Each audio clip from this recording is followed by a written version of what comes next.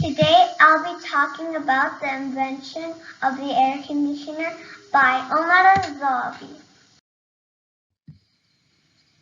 The air conditioner was invented by Willis Carrier in 1902. The first air conditioners were really big.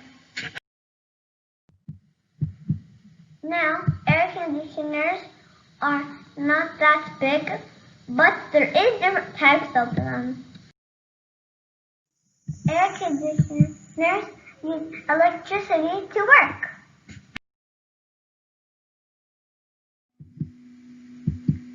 I like the invention air conditioner because it keeps me cool when I am hot, and air conditioners are really important.